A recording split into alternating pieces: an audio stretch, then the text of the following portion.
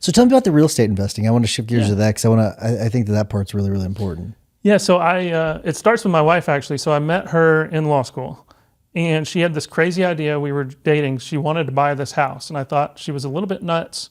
Her mom thought she was really nuts. And we get the inspection report back, and it's super long, and she's like, I want to do this. So we move in, we kind of flip it ourselves. Oh, nice. And that was my first experience. And at the time, I had been looking at like stocks and investing things, and nothing really caught me, to be honest. Stocks seemed pretty boring to me, to be honest with you. And I started listening to podcasts and reading books about real estate investing, and I was hooked, mostly because of the leverage side. Yeah. You know, when you talked about the dollar book to 30, I'm listening to these stories of people who are buying houses for $0 and seller financing and doing all these creative things. Now the risk is a little bit higher when it comes to houses compared to books, but of course, the concept is the same. Yeah. Well, me and my buddy, I have a poker buddy who also transitioned into real estate, and we basically joke with each other that all we're doing is playing poker with different chips.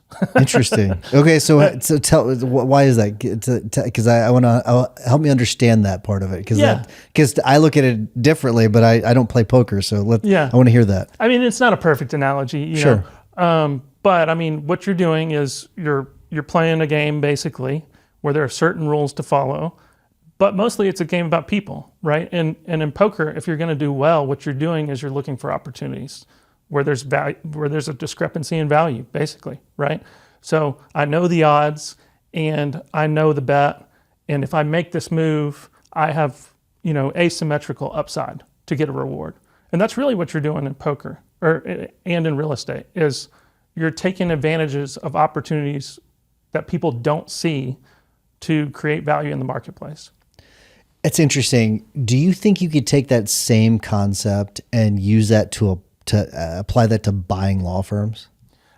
Absolutely. So, you know, I'm trying not to get ahead of myself, but one opportunity I see in the future is I think we've got a long runway. We want to grow revenue and you know, I like to focus on one thing at a time when I can, but you can absolutely do that. And I've got a lot of colleagues, friends who they buy businesses, most of them not law firms, for a living, and they're looking for personnel upside. Oh, if I bring in this person, I can add value to the business.